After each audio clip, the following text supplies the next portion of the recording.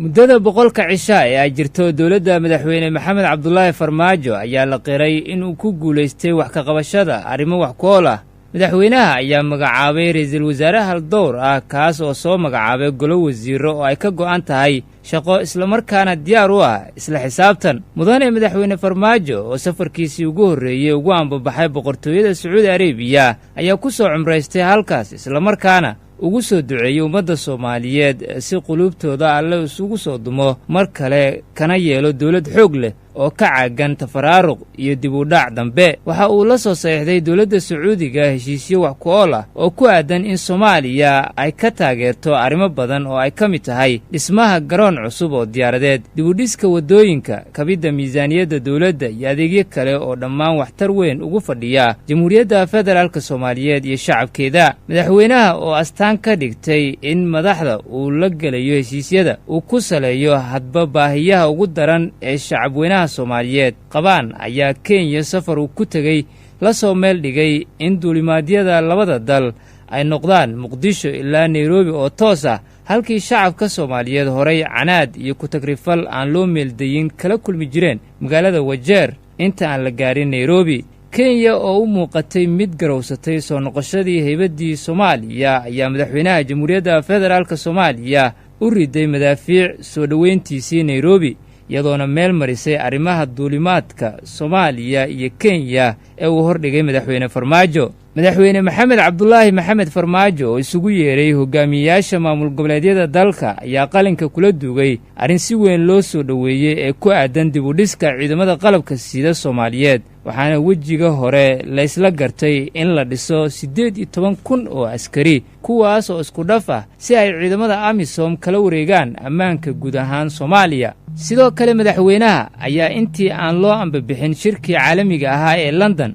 kaas oo lagu hadlayay arrimaha soomaaliya ku tartarsiiyey hogaamiyaasha maamul goboleedyada in mabda' midaysan ay la tagaan shirkaas, waxaana xusid mudan in munaasabad ay soo qabanqaabiyeen jaaliyadda soomaaliyeed ee magaalada london ay madaxweynaha iyo dhammaan madaxda maamul goboleedyada shacabka ka hor muujiyeen in ay mid yihiin, iyadoo halkaas madaxda maamul goboleedyada ay ka qireen in ay hoos tagaan madaxweynaha jamhuuriyadda federaalka soomaaliyeed maxamed cabdulaahi farmaajo. muddada boqolka cisha ee ay jirto dowladda madaxweyne farmaajo ayaa waxa ay soo jiidatay dowladaha caalamka oo kalsooni buuxa ka muujiyey in soomaaliya ay haatan heshay hoggaan hufan oo hirgelinaya isla xisaabtan. dowladda madaxweyne farmaajo ayaa ku guulaysatay in si joogtaa ay u bixiso mushaaraadka shaqaalaha dowladda iyo ciidamada qalabka sida. waxaa arrin kale oo shacabka raje iyo kalsooni gelisa ahayd markii ugu horraysay in wasiirka maaliyadda saxaafadda uu hor yimaado una sharaxo dakhliga dowladda, isagoo ka hor caddeeyey in ay kordheen canshuuraha ka soo xarooda dekedda iyo eerboodka muqdisho. dowladda madaxweyne maxamed cabdulaahi farmaajo ayaa dhanka kale u tafaxiidatay sidii soomaaliya looga cafin lahaa deymaha caalamiga ah ee beesha caalamku ay ku leeyihiin soomaaliya iyo bangiyada caalamiga intaba, iyadoo dowladdu ay rajo ka muujisay haddii caalamku arko hufnaanteeda in deymahaasi oo gaaraya balaayiin dollar laga cafin doono. arrimaha ay aad u soo dhoweeyeen shacabka ee dowladda cusub ay ku guulaysatay muddada boqolka cisha ee ay jirto waxaa ka mid ah qaadista jidgooyooyinkii yiilay gobollada shabeellaha hoose iyo shabeellaha dhexe oo uu amar ku bixiyey madaxweyne maxamed cabdulaahi farmaajo mar uu booqday degmada afgooye ee gobolka shabeellaha hoose. dowladda ayaa ilaa 3,000 oo askari oo militariga soomaaliyeed ka tirsan ka saartay magaalada muqdisho, islamarkaana soo saartay amar ku aadan in hub aan lagu dhex sidan karin caasimadda marka laga reebo ciidamo gaar ah oo loo diyaariyey howlgal dowladdu ugu magacdartay xasilinta caasimadda.